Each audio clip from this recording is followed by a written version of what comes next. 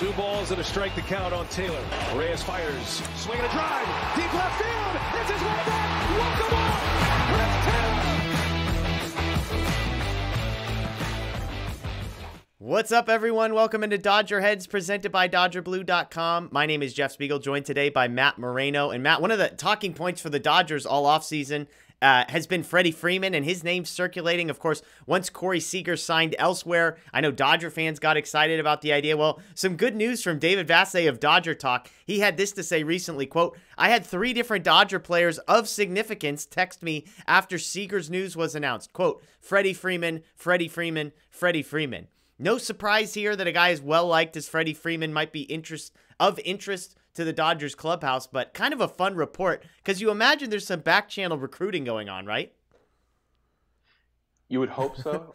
If you're, the Dodgers at this point, because obviously, like we've discussed, they have a pretty significant void in their lineup now to fill with, specifically on the left-hand side, hitting side, with Corey Seager no longer being in the lineup.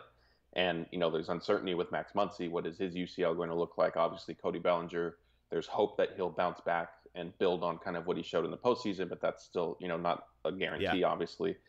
And you and I have been, fully on board with the Freddie Freeman as a plan B, if that's what you want to call it at this point. Fills a need.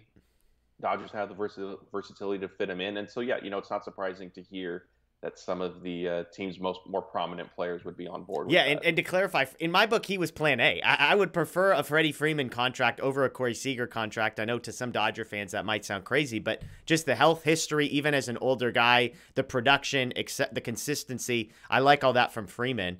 And what's fascinating about the Freeman signing is it's one of the rare ones where if you go out and get a guy, he's not actually threatening really anybody on the team. I mean, Max Muncy would be maybe the only guy, but if Muncy is comfortable playing a little bit of second base, knowing that the DH is going to be there, then there's not really anybody that he's displacing. If there was some huge outfielder on the market, it'd be weird for a bunch of Dodger players to be like, let's go sign him, because it's like, well, you've got Mookie, you've got Cody Bellinger, and you've got A.J. Pollock, so how does this all work? Plus Chris Taylor. So with Freeman, it's the unique first base is kind of the only, I guess other than second base, would be the 2 positions that aren't really displacing anyone. I guess Gavin Lux, I should say, is the guy that maybe gets displaced in this scenario. But I agree with you. The left-handed bat, the positional need that the Dodgers have kind of on that side of the infield, I think is all huge. And, just trying to guess, I mean, like, I'm guessing Justin Turner seems like the type of guy who would maybe be somebody that would be comfortable with this and sort of has a relationship with Vassegh. I mean, not to speculate here, but like, who would be the guys that you think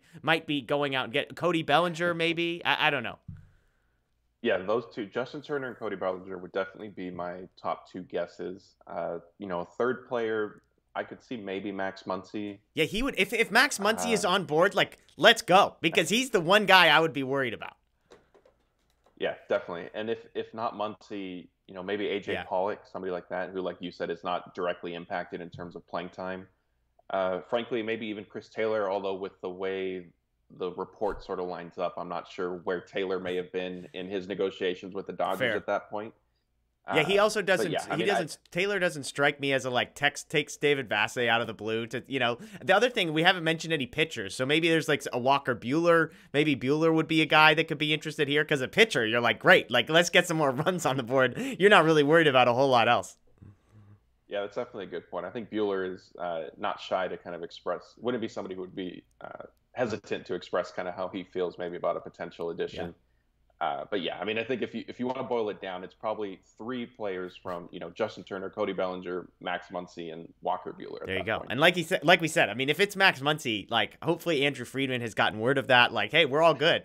Bring this guy in. I'll play a little second base. I'll play some DH, and we'll go. We can. My guess is Gavin Lux is not one of the 3 players sending that text message in, as he's probably the guy most impacted. But it's good news. I mean, obviously, anytime you talk about a free agent, you're like, well, how will this go over in the clubhouse? Freddie Freeman, as we know, one of the most beloved players in all of baseball, what he does on the field, what he does off the field. When you do those mic'd up moments, you see the way he interacts with players. I mean, even in the midst of NLCS competitions against the Dodgers, you see guys dapping each other up at first base, giving each other hugs. So not a surprise that Dodger players are on board with the idea of Freddie Freeman, the person, Freddie Freeman, the player. But at the same time, Still good to hear that. So again, David Vassay reporting that a few Dodgers texted him saying, Freddie Freeman, let's go, as soon as Corey Seager signed elsewhere. That's Matt Moreno. My name's Jeff Spiegel. We appreciate you watching. As always, check out DodgerBlue.com, DodgerBlue1958 on social media. Subscribe and ring the notification bell here, and we will see you soon.